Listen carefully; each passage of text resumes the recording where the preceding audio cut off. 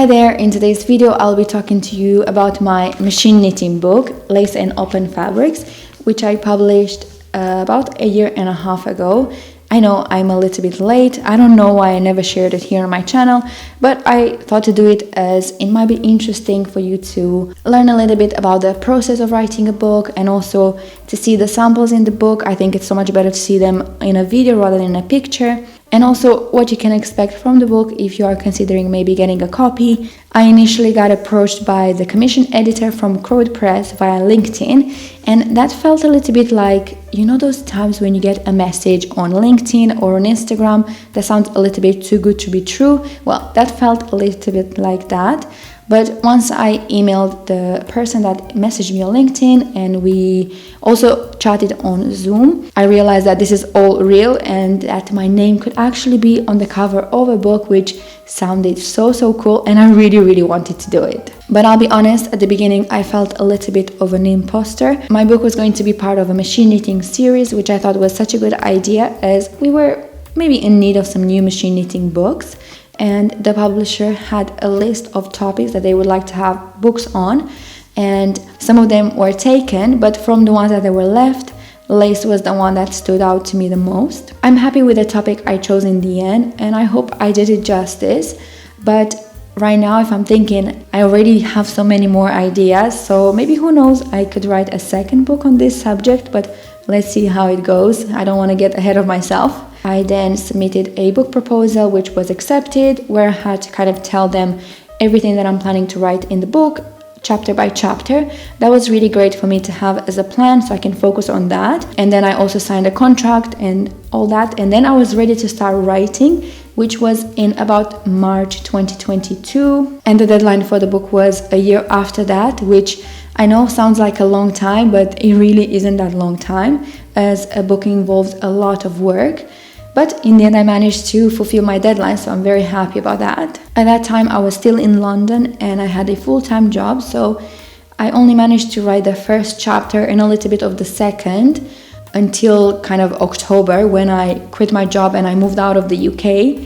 And then after that, it took me 3 months to write the remaining chapters and basically finish the book. So 3 months of my life were nothing but writing book. That was all I did. I found it quite difficult to write, as obviously English is not my first language, but also I found it very difficult to put my ideas on paper or to explain things in writing. So I'm someone who is a very visual learner, but also I feel like I'm a visual teacher, if that's a thing. This was a part that I struggled, but I have a lot of images in the book because of that, so hopefully things are making sense if I haven't explained them really well in writing. So fast forward a year, in March 2023, I submitted my manuscript and then it got published in November 2023. I found it quite interesting how when you're submitting a manuscript, you're giving them all the text, and then in a separate folder, you're giving them all the pictures, and then you just have to write picture 1, picture 3. So you're numbering all your pictures, and then they will arrange it for you afterwards, which I actually was so glad that I didn't have to do that myself, as I'm sure they have better programs for that. But this is how it goes, and I didn't know that, which was kind of cool to learn.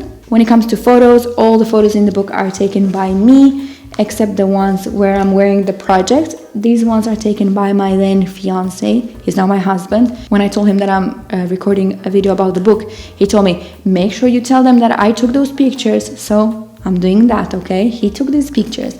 I really tried my best with these pictures. I remember buying tripods and lights. I even had to buy a new camera, as my camera broke right in the middle of kind of finalizing everything, so that was a little bit stressful, but it all worked out in the end. So now that we've spoken a little bit about the process, I'm going to tell you a little bit what you can expect from each chapter, and I'm going to show you the samples as well. Chapter 1 is kind of the introduction to everything. You're going to learn how to create eyelets, ladders, and also it's an introduction to charts as well. I'm a very big fan of charts, and I think they help us a lot in our design process. So I'm kind of explaining how to create a chart and how to read one.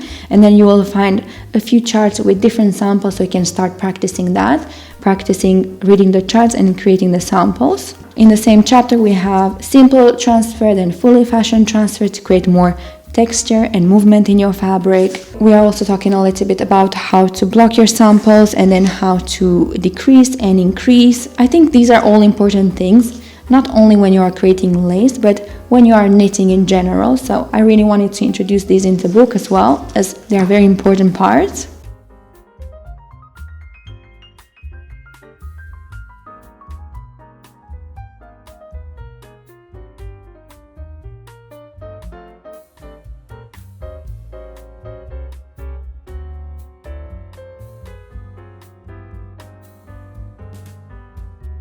Chapter 2 is talking about the lace carriage, and I did receive a little bit of feedback from people that were not that happy that I only cover the broader lace carriage.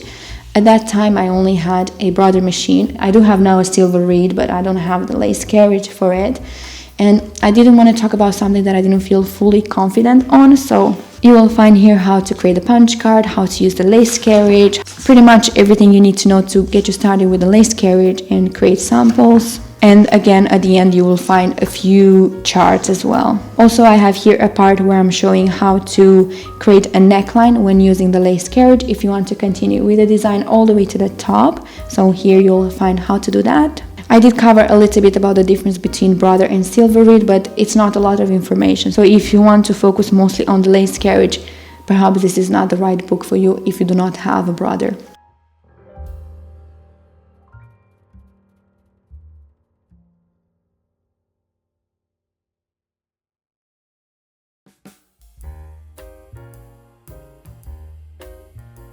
Chapter 3, I would say, is my favorite chapter, is covering long stitches.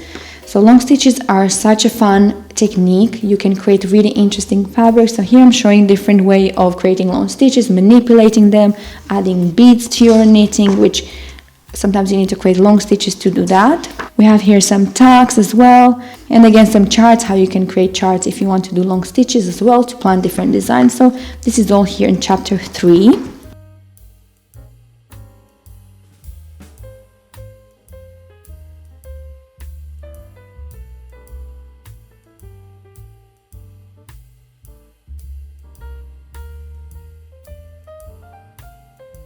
Moving on to chapter 4, we have double bed open fabrics, and as the name suggests, you will need a ribber bed to create these samples. In this chapter you will find quite a few trim details, so how to add lace holes onto your rib trim.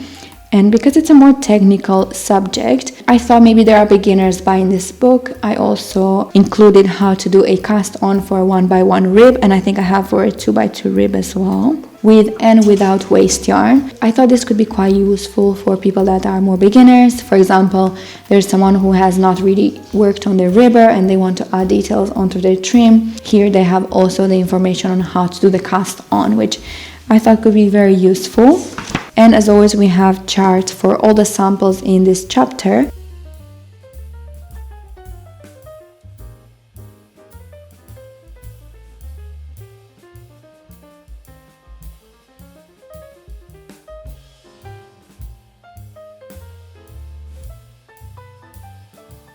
Moving on to chapter 5. In this chapter we are talking all about yarn, and this is me a little bit encouraging people to use different yarns, and maybe yarns that they think might not be appropriate for knitting lace, as you might be surprised actually. I'm kind of showing how yarn can affect the look of a sample, and also how you can combine different yarns, for example in a fully fashioned lace pattern, how it can distort the fabric and how it can create really interesting textures. Again, you will find charts for different samples. In the last part of the chapter we have thread lace. It's when you use a chunky yarn and a finer yarn to create kind of an interesting, a little bit see-through effect. So we have a little bit about that.